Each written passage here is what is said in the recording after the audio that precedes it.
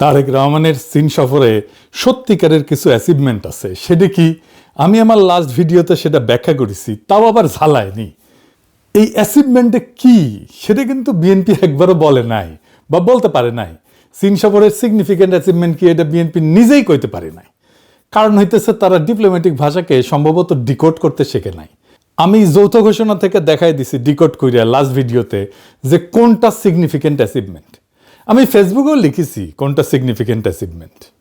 এখন ধরেন আমি যদি নাই জানি যে আমার শক্তিটা কি, তাইলে আমার সেই শক্তি থাকলে আমি ব্যবহার করতে পারবো না। আমি করলে একটা চ্যালেঞ্জের কথাও বলছি গত ভিডিওতে যে কোন জিনিসটা অ্যাভয়েড করা গেলে ভালো হইতো। তবে আজকের ভিডিওটা আমার তারেক রহমানের চীন সফর নিয়ে দ্বিতীয় ভিডিও। আরও কিছু ভিডিও করতে হবে, কারণ চীনের সাথে সম্পর্কটাকে আমাদেরকে খুব গভীরভাবে বুঝে দেখতে হবে, জানতে হবে এর মধ্যে প্রবলেমগুলো কি, সম্ভাবনাগুলো কি। আগের ভিডিওটা যদি দেখে না থাকেন দেখে নিয়েন। আমরা ক্রিটিক্যালি দেখার চেষ্টা করতেছি আসলে আমাদের কতখানি লাভ হইল, আমাদের চীনের সাথে সম্পর্কের ক্ষেত্রে চ্যালেঞ্জগুলো কি কি।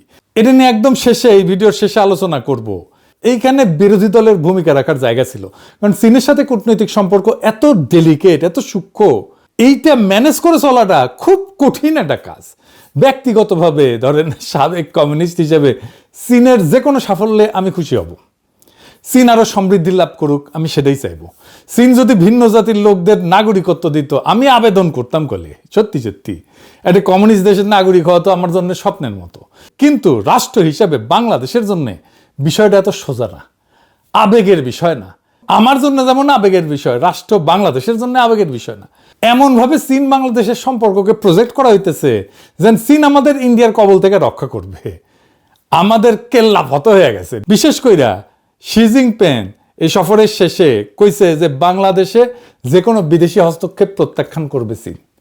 অনেকে দেখলাম লাভাইতেছে এটা শুনে, ভাবতেছে এইবার চীন ইন্ডিয়ারে বইরা দেবে। হ্যাঁ জি না ভাই, এত সোজা না সবকিছু। কূটনীতি আর ইতিহাসের ভাষা না বুঝে চিল্লাইলে মার্কেট পাওয়া যাবে না। চিল্লাই মার্কেট পাওয়া যাব, বুঝলে বুঝপাতা, না বুঝলে বুঝছাও, এই যুক্তিহীন আবেগ ভ্রান্তই না, এটা মহাবিপজ্জনক। চীন কেন কোনো শর্মাই আমাদেরকে রক্ষা করবে না, এটা মাথায় রেখেন। করেও নাই। হাসিনার আমলে সবাই হাসিনারে তেলি দিয়ে গেছে। ইতিহাস বুঝা, ডিপ্লোমেসির ভাষা বুঝা, আমাদের জাতীয় স্বার্থ বুঝা, তার ভিত্তিতে প্রত্যাশাকে সাজাইতে হবে। চীন কি আমাদের ইন্ডিয়ার হাত থেকে রক্ষা করার জন্য এই কথা কইছে যে বাংলাদেশে যে কোনো বিদেশি হস্তক্ষেপ প্রত্যাখ্যান করবে চীন? আসেন সেটা একটু বুঝে দেখি। সার্বভৌমত্বের সমর্থন আর আভ্যন্তরীণ রাজনীতিতে হস্তক্ষেপ না করা আলাদা কোনো সৌজন্য না চীনের জন্য। এটা চীনের একটা আনুষ্ঠানিক কোডিফাইড কূটনৈতিক ডক্ট্রিন। পঞ্চনীতি, গত এপিসোডে কইছিলাম না যে পঞ্চনীতি আলাপ করব। 5 প্রিন্সিপালস অফ পিসফুল কোএক্সিস্টেন্স। এই শব্দগুলোর পেছনে একটা 70 বছরের রাষ্ট্রীয় কাঠামো চিন্তাধারা আছে, একটা ডক্ট্রিন আছে। আমি গত ভিডিওতে বলছিলাম যে এটা ব্যাখ্যা করব। 5টা নীতি, এই পঞ্চনীতিটা কি এটা একটু স্পষ্ট করে বলি। আক্ষরিক অর্থে শান্তিপূর্ণ সহাবস্থানের 5 নীতি। নীতিগুলা হইল: 1, পারস্পরিক সার্বভৌমত্ব এবং ভূখণ্ডগত অখণ্ডতার প্রতি সম্মান। অর্থাৎ আমি তোমার সীমানা মানি, তুমি আমার সীমানা মানো, কেউ কারো ভূখণ্ড নিয়ে প্রশ্ন তুলব না। 2, পারস্পরিক অনাক্রমণ, কেউ কাউকে আক্রমণ করবে না। 3, একে অপরের আভ্যন্তরীণ বিষয়ে হস্তক্ষেপ করবে না। তোমার দেশ কিভাবে চলবে, কে শাসন করবে, মানবাধিকার, গণতন্ত্র, নির্বাচন কেমন হবে, এ নিয়ে আমি কোনো কথা বলবো না, তুমিও আমার বিষয়ে কথা বলবা না। 4, সমতা এবং পারস্পরিক স্বার্থ, সম্পর্ক হবে সমান সমান, উভয়ের লাভ। 5, শান্তিপূর্ণ সহাবস্থান, ভিন্ন ব্যবস্থার রাষ্ট্র পাশাপাশি শান্তিতে থাকবে। এইবার আসেন এই পঞ্চনীতির ইতিহাসটা জানি, কারণ এটা না জানলে এই নীতির আসল মানেটা ধরা যাবে না। পঞ্চনীতির ইতিহাসটা কি? এই 5 নীতি চীন প্রথম আনুষ্ঠানিকভাবে ঘোষণা করে 1954 সালে 29 এপ্রিল ইন্ডিয়ার সঙ্গে তিব্বত নিয়ে একটা চুক্তির প্রস্তাবনায়। চুক্তির নাম ছিল agreement on trade and intercourse between Tibet reason and India. তারপরে সেই বছর জুনে চৌ এন-লাই ইন্ডিয়া এবং বার্মা সফর করে নেহেরুর সাথে যৌথ বিবৃতিতে এটাকে শুধু দ্বিপাক্ষিক না, গোটা এশিয়ার সম্পর্কের কাঠামো হিসেবে ঘোষণা করেন। এই অন্যের রাষ্ট্রে হস্তক্ষেপ না করার সুন্দর নীতির আড়ালে আসল লেনদেন কি ছিল তাইলে? তিব্বত। চুক্তির মূল বিষয় ছিল ভারতকে দিয়ে তিব্বতের উপরে চীনের সার্বভৌমত্ব মানায় নেওয়া। অর্থাৎ তোমার আভ্যন্তরীণ বিষয় আমি নাক গলাবো না। এই কথার মানে দাঁড়াইলো তিব্বত আমার আভ্যন্তরীণ বিষয়, তুমিও সেখানে নাক গলায় না। পঞ্চনীতি জন্ম থেকেই ছিল চীনের সার্বভৌমত্ব দাবিকে বৈধতা দেওয়ার হাতিয়ার। ইন্ডিয়ার সাথে এই চুক্তির পরে ইন্ডিয়ানরা স্লোগান দেয় হিন্দি চিনি ভাই ভাই। স্লোগান যাদের সঙ্গে সেই ইন্ডিয়ার সঙ্গে মাত্র 8 বছর পরে 1962 সালে চীন যুদ্ধে জড়ায় যায়। চুক্তির মেয়াদ ছিল 8 বছর, 62তে সেটা নবায়ন হয়নি, আর সেই বছরই ইন্ডিয়ার সাথে যুদ্ধ শুরু হয়ে যায় চীনের। অর্থাৎ যে নীতি শান্তিপূর্ণ সহাবস্থানের নামে লেখা, তার আদি অংশীদারের সঙ্গেই চীন সহাবস্থান করতে পারেনি। এটাই প্রমাণ পঞ্চনীতি সম্পর্কের কোনো গ্যারান্টি না। বোঝা গেছে এই নীতি চীনের জন্য আসলে কি কাজ করে। বাইরে থেকে এটা শোনায় উদার, সম্মানজনক, ছোট রাষ্ট্রের পক্ষে, কিন্তু ভেতরে একটা কৌশলগত যুক্তি আছে। একটা পরাশক্তির মুখে হস্তক্ষেপ, আভ্যন্তরীণ রাজনীতিতে হস্তক্ষেপ না করার মানে আসলে দুইটা জিনিস বোঝায়। একদিকে এটা চীনকে রক্ষা কবচ দেয়। চীন যখন বলে আভ্যন্তরীণ বিষয়ে কেউ নাক গলাবে না, তখন সে আসলে নিজের জিনজিয়াং, তিব্বত, হংকং, তাইওয়ান নিয়ে পশ্চিমা সমালোচনার দরজা বন্ধ করে দেয়। অন্য রাষ্ট্রে হস্তক্ষেপ এখানে চীনের নিজের জন্য একটা ঢাল, অন্যদিকে ছোট রাষ্ট্রের জন্য এটা প্রলোভন। হাসিনার সাথে চীন এভাবে ডিল করছে।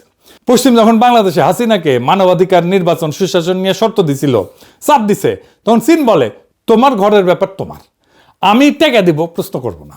এটা চাপের মুখে থাকে সরকারের কাছে, এর চেয়ে ভীষণ স্বস্তিদায়ক জিনিস আর কি হইতে পারে। কিন্তু এই স্বস্তির দাম আছে। বিনিময়ে আপনাকে চীনের সার্বভৌমত্বের সংজ্ঞা মানতে হবে। তাইওয়ান চীনের, তিব্বত চীনের, জিনজিয়াং নিয়ে প্রশ্ন করা যাবে না। এই স্ক্রিপ্ট সবাইকে শুনাইছে চীন। 1954-তে নেহেরুকে শুনাইছে, 1960-এর দশকে পাকিস্তানকে শুনাইছে, 2001-2002 সালে খালেদা জিয়াকে শুনাইছে, 2024-এ হাসিনাকে শুনাইছে, 2025-এ প্রফেসর ইউনূসকে শুনাইছে, আর 2026-এ তারেক রহমানকে শুনাইছে। সরকার বদলায়, দল বদলায়, আদর্শ বদলায়, চীনের বাক্যটা কিন্তু বদলায় না। বাংলাদেশ যখন ভাবছে চীন তাকে বিশেষ সম্মান দিতেছে, আসলে সে একটা স্ট্যান্ডার্ড কূটনৈতিক ডক্ট্রিনের সর্বশেষ শ্রোতা মাত্র। সার্বভৌমত্বের সমর্থন কোনো ব্যক্তিগত প্রতিশ্রুতি না, এটা পঞ্চনীতি নামের একটা 70 বছরের ফর্মুলা, যা চীন প্রত্যেকটা ছোট প্রতিবেশীকে শুনাইছে, ভবিষ্যতেও শোনায় যাবে। আর যে কথা সবাইকে বলা হয় সেটা প্রতিশ্রুতি না, এটা নীতি। নীতি সুবিধা মতো প্রয়োগ করা হয়। 1962-তে ইন্ডিয়ার সাথে, 1779-তে ভিয়েতনামের সঙ্গে চীন নিজেই এটা ভাঙছে। এই জিনিসটা মাথায় রেখেন। পাকিস্তানের সাথে চীনের দারুণ সম্পর্ক। 1971-এ পাকিস্তানের উপরে আক্রমণ করলো ইন্ডিয়া, পাকিস্তানকে ব্যাঙ্গার 2 টুকরা করে দিল। চীন আগাইল, কিছু করছে? করে নাই। আমেরিকা করছে? কিছু করে নাই। কূটনৈতিক সমর্থন দিছে, সামরিক সাহায্য দিছে, কিন্তু প্রত্যক্ষভাবে এই কনফ্লিক্টে যুক্ত হয় নাই। পাকিস্তানিরা কিন্তু মনে করছিল চাইনিজের সেনা পাঠাবে। টাঙ্গাইলে যখন ইন্ডিয়ান প্যারাট্রুপাররা নামতেছিল, তখন পাকিস্তানিরা মনে করছিল চাইনিজ সোলজার এসেছে, লবডঙ্কা। সেই সময় পাকিস্তান কিসিঞ্জারের সাহায্যে আমেরিকার ওয়াল স্ট্রিটের সাথে চায়নার সম্পর্ক তৈরি করতেছিল। আমেরিকান বিনিয়োগ চায়নায় আসবে, তারপরে তো চায়নার উন্নতি, এরপরে চায়না আমেরিকান ওয়াল স্ট্রিটের বিনিয়োগে ভাইসা যায় একেবারে। মানে পাকিস্তান ছিল খুবই ক্রুশিয়াল মিত্র সেই সময়, আমেরিকা চীন দুইজনেরই। সেই পাকিস্তানকেই বাঁচায় নাই কেউ। এমনভাবে বাঙ্গুরা চায়নারে প্রজেক্ট করতেছে যেন চায়না আমাদের স্বাধীনতা, সার্বভৌমত্বের রক্ষা কবচ। হুশে আসেন ভাইজান, দুনিয়ার কোনো দেশ আপনাকে বাঁচাইবে না যদি না নিজে আপনার বাঁচার ক্ষমতা থাকে। 1971-এ পাকিস্তানের হাত থেকে ইন্ডিয়া বাঁচানোর কাফারা দিতেছি না এতদিন। দোহাই লাগে, কখনো কাউরে এইভাবে ডাইকেন না নিজের সার্বভৌমত্ব, স্বাধীনতা রক্ষায়। আপনার স্বাধীনতা, সার্বভৌমত্ব রক্ষায় আরেকজন রাষ্ট্রকে যদি লাগে, তার মানে আপনি স্বাধীনও না, সার্বভৌমও না। এই চিন্তা আমাদের মাথা থেকে বাদ দিতে হবে। আমার এই কথা অনেকের শুনতে খারাপ লাগবে, তিতা লাগবে। আমরা আমাদের নিজেদের সামরিক শক্তি দিয়ে নিজেদের স্বাধীনতা, সার্বভৌমত্ব রক্ষা করতে যদি না পারি, কেউ এসে এটা রক্ষা করে দেবে না। এটা মাথায় রেখেন। ইরান থেকে শিক্ষা নেন। এবার আসেন, বুঝে নেই চায়না কি আসলেই সামরিকভাবে সরাসরি সেনা পাঠায় অন্য দেশে সাহায্য করে নাকি করে না? করছে। চীন কোরিয়া যুদ্ধে সেনা পাঠাইছিল, কিন্তু পাকিস্তানে পাঠায় নাই। কেন? এই তফাৎটা বুঝতে হবে। এই তফাৎটা বুঝলে আপনি চায়নারে বুঝবেন, সে কেন কি কাজ করে সেটা বুঝবেন, এই মজা পাইবেন কলে। চীন তখনই সরাসরি যুদ্ধ নামে যখন সেই যুদ্ধে সরাসরি নিজের নিরাপত্তা স্বার্থ জড়িত। কোরিয়ায় চীন কেন নামছিল? আদর্শিক ভ্রাতৃত্বের জন্য না। মাও স্পষ্ট বলছিল, যদি আমরা যুক্তরাষ্ট্রকে পুরা কোরিয়া দখল করতে দিই, আমাদের প্রস্তুত থাকতে হবে যে যুক্তরাষ্ট্র চীনের বিরুদ্ধে যুদ্ধ ঘোষণা করবে। অর্থাৎ মার্কিন সৈন্য চীনের সীমান্ত ইয়ালু নদীতে পৌঁছে যাচ্ছিল। এটা ছিল চীনের নিজের দরজায় হুমকি। মাঞ্চুরিয়ার শিল্প কেন্দ্র বিপন্ন হয়ে যাইতেছিল। চীন নিজেকে বাঁচাইতে গেছিল, উত্তর কোরিয়াকে বাঁচাইতে যায় নাই। উত্তর কোরিয়া বাঁচাটা ছিল বাই প্রোডাক্ট বা উপজাত। এই যুদ্ধে মাও সেতুং এর পোলা কিন্তু মারা গেছিল বিমান আক্রমণে, বোমা খেয়ে। চীন অন্য দেশে রক্ত দেয়, কিন্তু নিজের সীমান্ত, নিজের নিরাপত্তা, নিজের কৌশলগত গভীরতার জন্য দেয়। চীন দূরবর্তী মিত্রের জন্য রক্ত দেয় না, সেনা পাঠায় না। যেখানে নিজের সরাসরি স্বার্থ নাই সেখানে সে লিপ সার্ভিস দেয়, বিবৃতি দিবে, হয়তো অস্ত্র সাহায্য দেবে, কিন্তু সরাসরি সংঘাতে জড়াবে না। কোরিয়া চীনের গায়ে লাগানো, তাই 10 লক্ষ সৈন্য পাঠাইছিল কোরিয়া যুদ্ধে। ভিয়েতনাম সীমান্তবর্তী, কিন্তু এক ধাপ দূরে, তাই সতর্ক সমর্থন জানাইছিল। আর পাকিস্তান 1971-এ চীনের সীমান্ত থেকে অনেক অনেক দূরে, পূর্ব পাকিস্তানের যুদ্ধে চীনের নিজের ভূখণ্ডগত নিরাপত্তা জড়িত ছিল না, তাই অস্ত্র দিছে, বিবৃতি দিছে, কূটনৈতিক সাহায্য করছে, সমর্থন দিছে, কিন্তু সৈন্য না। ভিয়েতনামে কিন্তু চায়নার সেনা গেছিল, কি করছে এটা একটু বুঝতে হবে, আসেন বুঝানি। 1965-তে ভিয়েতনামে যখন আমেরিকা বোমা বর্ষণ শুরু করে, চীন বিপুল সাহায্য পাঠায়। এই পাঠানোর পিছনেও কারণ আছে, সেটা পরে দেখতেছি। 1965 থেকে চীন উত্তর ভিয়েতনামে বিমান বিধ্বংসী ইউনিট, ইঞ্জিনিয়ারিং ব্যাটালিয়ন পাঠাইছিল। আমেরিকান বোমার ক্ষতি মেরামত, বিমান বিধ্বংসী কামান চালানো, রাস্তা রেল পুনর্নির্মাণ এবং রসদ পরিবহনের জন্য মোট 3,20,000 সৈন্য পাঠাইছিল এবং বছরে $18 কোটি অস্ত্র পাঠাইছিল। সরাসরি যুদ্ধ নামছে, মূল্যও দিছে। 1960-এর দশকের শেষে আনুমানিক 1100 চীনা সৈন্য উত্তর ভিয়েতনামে মার্কিন বিমান হামলায় নিহত হয়েছিল। কিন্তু চীন একটা কঠোর সীমারেখা টানছিল। চীন সহায়ক সৈন্য পাঠাইছিল, কিন্তু কঠোরভাবে নির্দেশ দিছিল যেন তাদের কেউ ডিমিলিটারাইজ জোনের কাছে না যায়, যেখানে মার্কিন সৈন্যের সাথে সরাসরি সংঘর্ষ হইতে পারে। অর্থাৎ চীন উত্তর থেকে অবকাঠামো সামলাইছে, কিন্তু দক্ষিণে সরাসরি স্থলযুদ্ধে নামেনি। কেন নামেনি? কারণ চীন কোরিয়ার পুনরাবৃত্তি চায়নি, আমেরিকার সঙ্গে সরাসরি যুদ্ধ এড়াইতে চাইছে। আর সবচেয়ে গুরুত্বপূর্ণ বিষয়টা হইতেছে, চীনের শর্তটা ছিল সম্পূর্ণ নিজের নিরাপত্তা কেন্দ্রিক। যদি আমেরিকা উত্তর ভিয়েতনামের নিচের দিকে আক্রমণ করতো, চীন শুধু অস্ত্র বাড়াতো। কিন্তু যদি আমেরিকা উত্তর ভিয়েতনামের উপরের দিয়ে অঞ্চলে ঢুকতো বা দক্ষিণ চীনে বোমা ফেলতো, তবে মাও সরাসরি যুদ্ধ ইউনিট পাঠাইতে প্রস্তুত ছিল। খেয়াল করেন, এই সীমারেখাটা চীনের সীমান্তের কাছে এলে রক্ত, দূরে থাকলে শুধুই অস্ত্র, এটাই হুবহু কোরিয়ার যুক্তি এবং হুবহু পাকিস্তানের বিপরীত। আর ভিয়েতনামের সাহায্যের পিছনে অন্য জিনিস ছিল, প্রতিদ্বন্দ্বিতা, ভ্রাতৃত্ব না। 1965 সালে চীন ভিয়েতনামের সাহায্য হাত বাড়ায় সোভিয়েত ইউনিয়নের সঙ্গে প্রতিযোগিতার অংশ হিসেবে। অর্থাৎ চীনের এই ভাইয়ের মতো সাহায্য আসলে ছিল সোভিয়েতকে টেক্কা দেওয়ার কৌশল, হ্যানয়কে নিজের পক্ষে রাখার লড়াই। আবার মজার ব্যাপার কি জানেন, যেই মিত্রকে চীন রক্ত দিয়ে বাঁচাইল, 1 দশক পরে তাকেই আক্রমণ করলো। 1779 সালে চীন উত্তর ভিয়েতনামে আকস্মিক আক্রমণ চালায়, সীমান্তর কাছে কয়েকটা শহর দখল করে নেয় এবং এটাকে শাস্তিমূলক অভিযান বলে। কারণ কি? যেদিন ভিয়েতনামের স্বার্থ চীনের স্বার্থের বিপরীতে গেল, সোভিয়েতের দিকে ঝুঁকলো সে, চীনের মিত্র কম্বোডিয়ার খেমার রুশকে উৎখাত করলো, সেদিন চীনের সব সাহায্য সেই মুহূর্তে অর্থহীন হয়ে গেল এবং সেই একই চীন বন্ধুকে আক্রমণ করলো। চীনের ভিয়েতনাম সাহায্য ছিল স্বল্প মেয়াদে সফল, কিন্তু দীর্ঘমেয়াদে ব্যর্থ। চীনের সমর্থন কখনোই আদর্শিক বা স্থায়ী না, সবসময় স্বার্থ নির্ভর এবং প্রত্যাহারযোগ্য। এটা মাথায় রাখতে হবে সবসময়। শুধু চীন না, সব রাষ্ট্রের ক্ষেত্রে এটা সত্য। রাষ্ট্র মানেই স্বার্থ, এই স্বার্থের বাইরে সে কখনোই যাবে না। ভিয়েতনামকে চীন রক্ত দিছে যতক্ষণ তার নিজের মানে চীনের নিরাপত্তা মার্কিন সীমান্তে আসা ঠেকানো পর্যন্ত ছিল, বা কৌশলগত স্বার্থ সোভিয়েতকে টেক্কা দেওয়া, এই স্বার্থটা পূরণ করছে ততক্ষণ। যখন ভিয়েতনাম সোভিয়েতের দিকে ঝুঁকছে আর চীনের স্বার্থের বিপরীতে গেছে, তখন সেই একই চীন তাকে আক্রমণ করলো। অর্থাৎ চীনের কাছে মিত্র একটা চলমান হিসাব, স্থায়ী কোনো বন্ধন না। চীন যাকে রক্ত দিয়ে বাঁচায় তাকে স্বার্থ বদলাইলে আক্রমণ করতে পারে, ভিয়েতনাম তার প্রমাণ। আর বাংলাদেশকে বাঁচাইতে চীন রক্ত দেবে না, সেনাও পাঠাইবে না, আমরা তার সীমান্তবর্তী না, শুধু অর্থনৈতিক স্বার্থ আছে। তার জন্য চীনের সার্বভৌমত্বের সমর্থন সত্যিকার অর্থে কিছুই মিন করে না। চীনের বন্ধুত্ব একটা শর্ত সাপেক্ষ চুক্তি, যতক্ষণ আপনি চীনের স্বার্থে কাজে লাগতেছেন ততক্ষণে বন্ধু, যেদিন লাগবেন না সেদিন হয় উপেক্ষা পাকিস্তানের মতো 1971-এ, নয় আক্রমণ ভিয়েতনামের মতো 1979-তে। চীন রক্ত দেয় নিজের সীমান্তের জন্য, কোরিয়ায়, উত্তর ভিয়েতনামে, কিন্তু চীনের রক্তও বন্ধুত্বের গ্যারান্টি না। আবদুল্লাহ আবু সাইদ উনি কহান, মানুষ তার স্বপ্নের সমান বড়। একইভাবে চীনের সমর্থন শুধু চীন না, যে কোনো রাষ্ট্রের সমর্থন তার স্বার্থের সমান বড়, তার চেয়ে 1 ইঞ্চি বেশিও না, কমও না। তাইলে বুঝেছেন নিশ্চয়ই, চীন আমাদের সার্বভৌমত্বের রক্ষক হইবে না। চীন ইন্ডিয়ারে ধমকাই দিলে, একটা ইন্ডিয়ার বিরুদ্ধে বিবৃতি দিলে ইন্ডিয়া দমে যাবে? যাবে না। দইমা গেলে 1971-এ যাইতো দমে, পাকিস্তান রক্ষা পাইতো, হয় নাই। যাই হোক, এখন আসি চীনের সাথে সম্পর্ক নিয়ে সবচেয়ে গুরুতর প্রশ্নের মুখোমুখি হই। কেউ এই আলাপটা করে না, কিন্তু এই আলাপ ছাড়া চীনের সাথে সম্পর্ক সম্ভবই না। দীর্ঘমেয়াদে এই জিনিসটা, এই প্রশ্নটার সামনাসামনি দাঁড়াইতে হবে। চীনের সাথে সম্পর্কে এই অস্বস্তিকর মোমেন্ট অফ ট্রুথ আসবে, সেটা কি আর কেমনি সেটা মোকাবেলা করব, সেটাই সবচেয়ে গুরুত্বপূর্ণ। এতক্ষণ যা বললাম সব অতীত আর বর্তমান।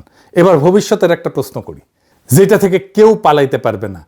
চীনের সাথে সম্পর্ক রাখা প্রত্যেকটা দেশকে সামনে একটা মোমেন্ট অফ ট্রুথের মুখোমুখি হইতে হবে, সত্যের মুহূর্ত ফেস করতে হবে, আর সেই মুহূর্তের নাম তাইওয়ান। এটা কেন অনিবার্য? কারণ শি জিনপিংয়ের জীবনের সবচেয়ে বড় উচ্চাকাঙ্ক্ষাই হইল তাইওয়ানের সাথে চীনের একত্রীকরণ, পুনঃ একত্রীকরণ। এটাই চীনের ঘোষিত জাতীয় লক্ষ্য। তাই তাইওয়ান নিয়ে একটা সংঘাত, সামরিক হোক, চাপ প্রয়োগ হোক, অনিবার্য। আর অন্যদিকে কি আছে? আমেরিকা ঠিক এই একই তাইওয়ানকে ঘিরে চীনের বিরুদ্ধে একটা সামরিক বলয় বানায় রাখছে, যাকে বলা হয় ফার্স্ট আইল্যান্ড চেইন, প্রথম দ্বীপ শৃঙ্খল। জাপান, দক্ষিণ কোরিয়া, ফিলিপিন্স আর তার কেন্দ্রে তাইওয়ান। জাপানে তো 54,000 মার্কিন সেনা আছে, দক্ষিণ কোরিয়া 28,000 আছে মার্কিন সেনা, ফিলিপিন্সের 9টা ঘাঁটি আছে আমেরিকার। সবগুলা তাইওয়ান প্রণালীর দিকে তাক করা। মানে তাইওয়ান যুদ্ধ বাঁধলে সেটা শুধু চীন তাইওয়ান যুদ্ধ থাকবে না, পুরো অঞ্চল জ্বলে যাবে। সেই সময়টা কবে আসবে আমরা জানি না, কিন্তু অনিবার্যভাবে আসবে। এখন সে আসল প্রশ্নটা, সেই দিন বাংলাদেশ কি করবে? আমরা এখন একদিকে চীনের সাথে জড়াইতেছি, শেয়ার্ড ফিউচার, অর্থনৈতিক অঞ্চল, সম্ভাব্য অস্ত্র চুক্তি। আবার অন্যদিকে আমেরিকার সাথেও জড়াইতেছি, পোশাক রপ্তানির সবচেয়ে বড় বাজার, IMF আছে, নিরাপত্তা সংলাপ আছে, ট্যারিফের নেগোসিয়েশন আছে, বোয়িং কেনা আছে। দুই নৌকায় কিন্তু আমাদের পা। তাইওয়ানের সংঘাত বাঁধলে এই দুই নৌকা দুই দিকে টান দিবে। বাংলাদেশকে একটা পজিশন নিতে হবে, হয় চীনের পক্ষে নয় আমেরিকার পক্ষে। মাঝখানে দাঁড়ানোর জায়গা থাকবে না। ধরে নিলাম আমেরিকাকে খুশি করতে বাংলাদেশ একটা মাঝামাঝি পথ নিল, বললো যুদ্ধ খারাপ, এসব আলোচনার মাধ্যমে সমাধান হওয়া উচিত। শুনতে নিরীহ, কিন্তু চীন এটাতে চইটে যেতে পারে। কারণ চীনের কাছে তাইওয়ান আভ্যন্তরীণ বিষয়। তো আলোচনা করবে কেন আভ্যন্তরীণ বিষয় নিয়ে? আলোচনার মাধ্যমে সমাধান মানে তাইওয়ানকে আলাদা পক্ষ হিসেবে স্বীকৃতি দেওয়া, তো তাই না? নিজের কথার চাপে কিন্তু নিজে পড়ে যেতেছি। তখন চীন ঋণের কিস্তি শোধের জন্য চাপ দিতে পারে, প্রকল্প আটকে দিতে পারে, আরো নানা চাপ দিতে পারে। আর উল্টাটাও সত্য, বাংলাদেশ যদি চীনের পক্ষ নেয়, আমেরিকা, ইউরোপ, পোশাক রপ্তানি, GSP, IMF সব জায়গায় চাপ দিতে পারে। দুই দিকে খরচা। এটাই দুই নৌকায় পা রাখার বিপদ। যেদিন নৌকা দুইটা বিপরীত দিকে যাবে সেদিন আপনারই কাটবে। তবে পাকিস্তান এটা সামলাইতে পারবে। কেন সামলাইতে পারে? বাংলাদেশ কেন পারবে না? আসেন এটা একটু বুঝে দেখি। পাকিস্তান নিঃশর্তে চীনের পক্ষ নেবে, এই সিদ্ধান্ত পাকিস্তান অনেক আগে নিয়ে রাখছে। পাকিস্তানে পারমাণবিক অস্ত্র আছে, নিজস্ব প্রতিরোধ ক্ষমতা আছে। আর পাকিস্তান আগেও পারমাণবিক অস্ত্রের জন্য আমেরিকার কাছে নিষেধাজ্ঞা খাইছে। ওর এগুলো সওয়া আছে, ও জানে এটা কিভাবে সামলাইতে হয়, এটা তাদের গা সওয়া। উল্টা দিকে আমেরিকায় বারবার নিষেধাজ্ঞা তুলে নিয়ে পাকিস্তানকে পটাইতে আসছে। সো এই খেলা অনেকদিন ধরে চলতেছে, এই খেলা আবারও খেলতে পারবে পাকিস্তান। কারণটা হইতেছে পাকিস্তানের ভূকৌশলগত অবস্থান আমেরিকার দরকার আছে। পাকিস্তানের এখন একটা গ্লোবাল রোলও দাঁড়ায় গেছে। পাকিস্তান জানে কোন পক্ষে সে দাঁড়াবে, আর সে দাঁড়ানোর দাম দেওয়ার সক্ষমতা তার আছে। বাংলাদেশের কোনোটাই নাই। না আছে স্পষ্ট সিদ্ধান্ত, না আছে নিজের প্রতিরোধ ক্ষমতা, না আছে নিষেধাজ্ঞা হজম করার অর্থনৈতিক মাসল। বাংলাদেশ এমন একটা দেশ যে দুই নৌকায় পায়ে রেখে দাঁড়ায় আছে, অথচ চাপ ঠেকানোর শক্তি নাই। এটা একটা খুবই দুর্বল অবস্থা। ভিয়েতনাম দুই দিকে সামলায়, কারণ তার সেই সক্ষমতা আছে। সমস্যা হইল বাংলাদেশের সেই সক্ষমতা গড়ে না তুলে দুই দিকে প্রতিশ্রুতি বিলাই দিতেছে, মানে খোলামকুচির মতো যে যা যাইতেছে তাই দিতেছে। সক্ষমতা ছাড়া ভারসাম্য হয় না, হয় শুধু ঝুঁকি। চীনের সাথে সম্পর্ক করেন, বাণিজ্য করেন, বিনিয়োগ নেন, অবশ্যই নেন, কিন্তু চীনকে রক্ষা কবচ ভাবেন না। ইতিহাস বুঝা, ডিপ্লোমেসির ভাষা বুঝা, নিজের জাতীয় স্বার্থ বুঝা তার ভিত্তিতে প্রত্যাশাকে সাজান। আগামী এপিসোড চীনের সাথে বাণিজ্য সম্ভাবনা নিয়ে, বিনিয়োগ নিয়ে আলাপ করব। চীনের সাথে অনেক আলাপ হইতেছে, অনেক প্রকল্প হইতেছে, এইগুলো নিয়ে আলাপ করব। ফাইনালি আসেন আমরা ভাবি কিভাবে আমরা কোনো দিকে একেবারে না ঝুইকা বাংলাদেশের সর্বোচ্চ স্বার্থ রক্ষা করতে পারি। ওইখানে আমাদের কাজ করতে হবে। জনগণকে কোনো ভুল বার্তা দেওয়া যাবে না, সেটা যতই মিঠা হোক, শুনতে যতই ভালো লাগুক, যতই চমকপ্রদ হোক, যতই জনপ্রিয় হোক, এমন কোনো প্রতিশ্রুতি দেওয়া যাবে না যার কোনো বাস্তব ভিত্তি নাই। তাইলে 1971-এ পাকিস্তান যেমন মারা খাইছিল, আমরা আবার সেই মারা খাবো। এক নেড়া যেন দুইবার বেলতলায় না যায়। বাংলাদেশের মানুষের শুধু স্বার্থ রক্ষাই যথেষ্ট না, বাংলাদেশের মানুষের আজাদিও দরকার। ইনকিলাব জিন্দাবাদ, আজাদি জিন্দাবাদ।